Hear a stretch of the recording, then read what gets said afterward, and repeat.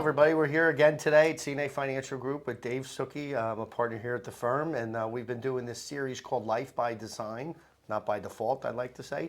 And I'm here with just an expert in this area of health and wellness and mind and body and just optimizing life in general. So, Rich, it's great to have you back. Thanks, Dave. Yeah, Appreciate it. So, I felt like I wanted to share around some of the things that I come across with people when I sit sit across from them.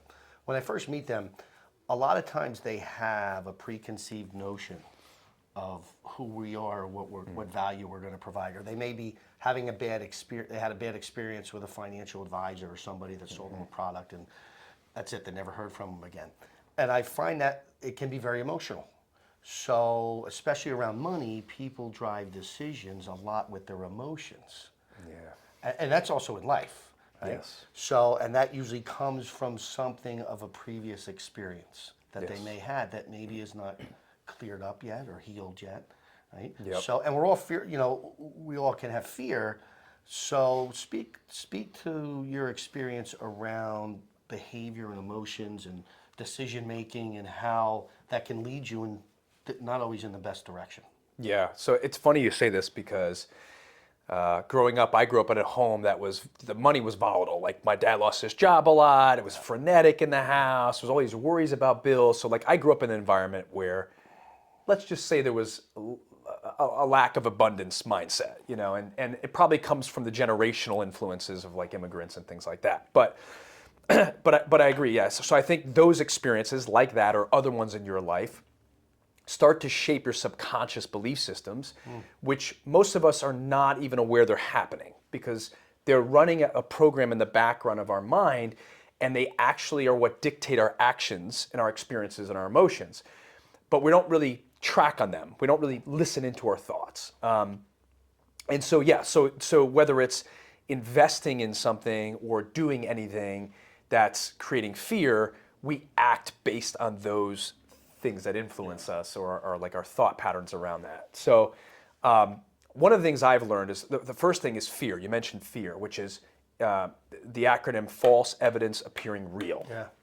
So our mind is actually creating the fear, not the body. The mind is going back to those subconscious belief systems and creating a construct on how it thinks the outcome will be for that instance. So I'm going to go buy this piece of real estate investment, and all of a sudden the thoughts come in, which you're not catching, but they're all based on that belief system. And then you start to get all these emotions that are tied to it, and you back out or you get overwhelmed or whatever. So the first part of it is we kind of need to listen into those thoughts, allow some space and time to hear them, not agree with them, but hear them and understand where they're coming from and if they're real, if they actually are really going to happen. And when you do that, it's kind of you and I were talking about before. It's the human condition is built by default to pull away from things that are going to endanger them. Yes. So we retract. To run from the fear. We run from it, and that's a program because of human survival. But in the construct of things like this, it doesn't work. It's actually not helping you.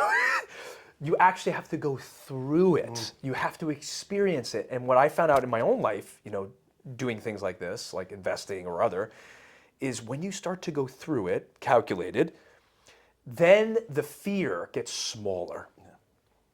And the thought of abundance gets bigger. Yeah. And you start to welcome in things that are positive versus things that you think are going to pull from you, right? Like you're going to fail.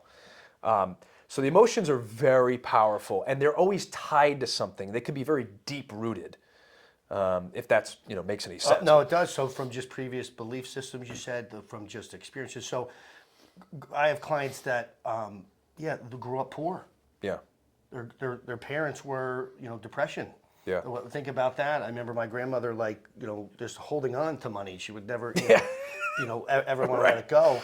And I understood that because think about the world and experiences they had around that and lack of.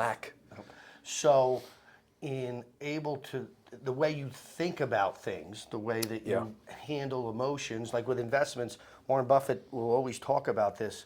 He looks for when it's highly emotional, he then likes to go in. Yeah. When It's the time to go in. going out, when they're emotional, he Right. feels that's a great opportunity to go in as an investor. And I think we all agree Warren Buffett's been a pretty good investor. I would take, yeah, I would Right? take his Take advice. the results. So, and yet I think that's a trained behavior. Yeah. And then we talked before about how discipline creates freedom. Yes. Right? Yeah. I think you're right on. Is like to relatable is like when the stock market crashes, most people are like, take the money out. Don't invest. Yeah. The reality is that's when really wealthy people double down. Yes. Because they know there's an upside, right? Like, and I've had to learn that too in my own life. But I agree. Yeah, it's the same thing that applies to other things in your life. Is you have to it's like exposure therapy. Like the more you expose yourself to fear, the more the fear diminishes over time, and the less likely it'll hold you back to do something in your life. But yeah, it's I think it's whether you need to get a life coach or a therapist or whatever to kind of get you through some of that stuff. Mentor. Yeah, and I'll just give an example too. I came from a lack mindset for most of my life. And when I started applying the principles of abundance through meditation, belief systems, challenging my belief systems, what I found out was, this is crazy, that all the things I thought wouldn't happen, I'm like, this isn't gonna work. Every time I did it, I won. Yeah. When I visualized my success in closing deals and sales, I killed it in my numbers. When I visualized my next career move, I got the career move. And I would look back and go, holy cow, it worked. It worked because I leaned into the fear and I started to manifest a different type of thought around those belief systems. I changed that. Powerful stuff, by the way. So Yeah. very powerful. So we're here running this year, this series at Life by Design. So thank you for joining us. This is Dave Suckey and Rich Ahlers. We'll see you again. Take care.